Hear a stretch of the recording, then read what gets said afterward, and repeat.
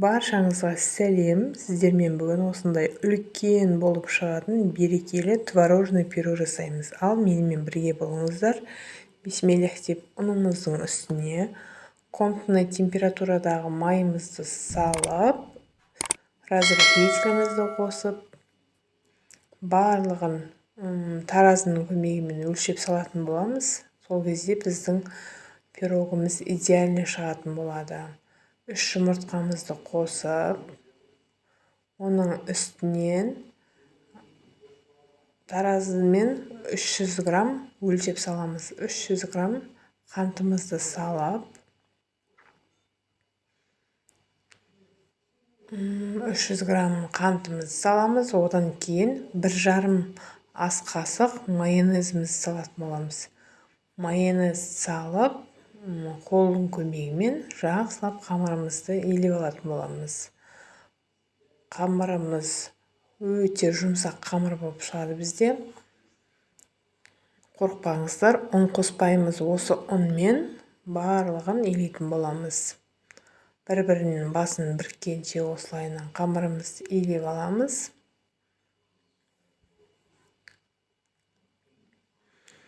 Осындай мөлшерде бізде қамыр шығады. Бұл қамырдан қорықпаймыз, ұн салмаймыз. Протеинге барлығын осылайынан жайғастырып шығатын боламыз. Ұнның көмегімен мынандай қамыр алып қаламыз да, бұған бетіне жасаймыз. Ұнның көмегімен қолымызбен баса отырып жайып аламыз. Ұнымызды қорықпай саламыз. Жайылмалы қамыр болғанша, жұмсақ қамыр болғанша қолға жабыспайтын осындай қамырымызды ұн салып илеп алатын боламыз. Осындай болу керек қамырымыз. Жаңағы протеинімізге ұнмен қосып отырып, осылайынан жайып аламыз. Қорықпаңыздар, басып-басып, осылай ұнмен жайып алатын боламыз. Начинкасын дайындаймыз осы арада. Начинкасында тараз мөлшерімен өлшеп салатын боламыз. Творог саламыз. Творогтың үстіне шекеріміз саламыз. Барлығын мөлшерімен салатын боламыз бұнда. Жұмыртқамызды салып,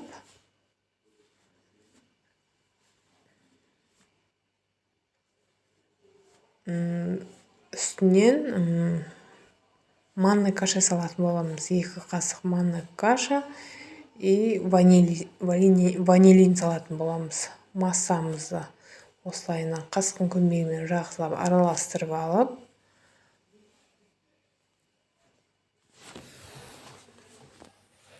жайылып тұрған қамырымыздың үстіне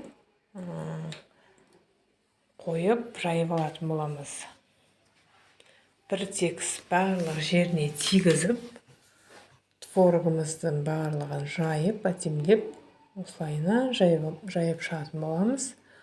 Одан кейін жаңағы қамырымызды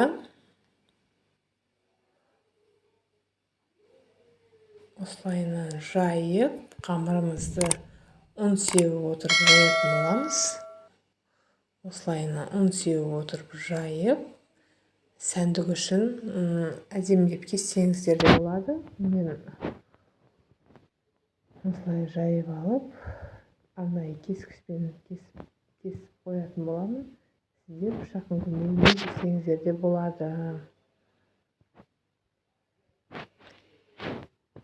Осылайынан барлығын бірдей қылып кесіп аламыз.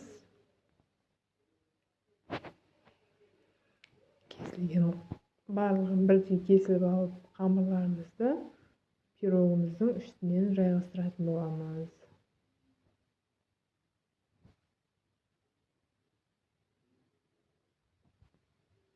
Осылайынан кесілген қамырымызды осылайынан үстінен қойып шығып, барлығын осылайынан жайғастырып қойып алатын боламыз. Бұның үстіне 1 жұмыртқаның сарысын шағып алып, үстін әп-әдемі қылып жағып шығатын боламыз. 180 градусқа жіберіп пирогымызды пісіріп алатын боламыз. Өте дәмді әрі жұмсақ болып піседі.